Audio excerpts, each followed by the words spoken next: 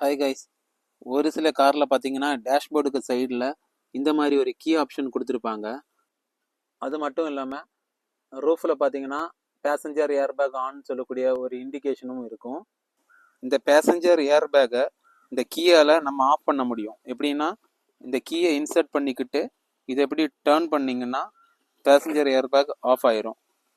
இந்த passenger ஏர்பேக்கை of பண்ணிட்டீங்கன்னா டிஸ்பிளேல பேசஞ்சர் ஏர்பேக் ஆஃப்னு உள்ள இண்டிகேஷன் வரும். ஆக்சுவலி இந்த co passenger airbag lock system 3 ரீசனுக்காக வச்சுருக்காங்க. ஃபர்ஸ்ட் ரீசன் என்னென்னா, நீங்கள் சின்ன குழந்தைகள், அதாவது ஃப்ரண்ட் ஃபேஸிங் சீட்டுன்னு சொல்லுவோம், குழந்தைகளை இப்படி படுக்க வைக்கிற மாதிரி ஒரு சீட் உண்டு. ஸோ இந்த சீட்டு யூஸ் பண்ணும்போது கம்பல்சரி இந்த ஏர்பேக் வந்து லாக்கில் தான் இருக்கணும். ஏன்னா சம்டைம்ஸ் ஏர்பேக் டிப்ளாய் ஆகிடுச்சுன்னா 300 மைல்/ஹவர், அதாவது ஒரு கண் அடைக்கக்கூடிய செகண்டில் இந்த ஏர்பேக் டிப்ளாய் ஆகும். அந்த டைமில் அந்த சின்ன குழந்தைகளோட நெக் இல்லைனா பேக் போனில் வந்துட்டு இம்பேக்ட் உண்டாக சான்ஸ் இருக்குது. செகண்ட் ரீசன் என்னென்னா, 13 வயசுக்கு குறைவான குழந்தைகள் இந்த சீட்டில் இருக்கும்போது ஹைட்டு கம்மியாக இருப்பாங்க.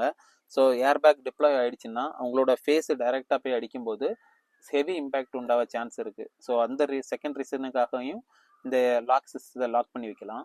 தேர்ட் ரீசன் என்னென்னா, நம்ம சிங்கிளாகவே ட்ரைவ் பண்ணக்கூடிய ஆளாக இருந்தோம்னா கோ பேசஞ்சரில் ஆளே இல்லாமல் இருக்கும்போது தேவையில்லாமல் ஏர்பேக் டிப்ளாய் ஆகிடுச்சுன்னா அதோட காஸ்ட் வந்துட்டு 40,000 அரௌண்ட் 1 lakh வரைக்கும் வரும்.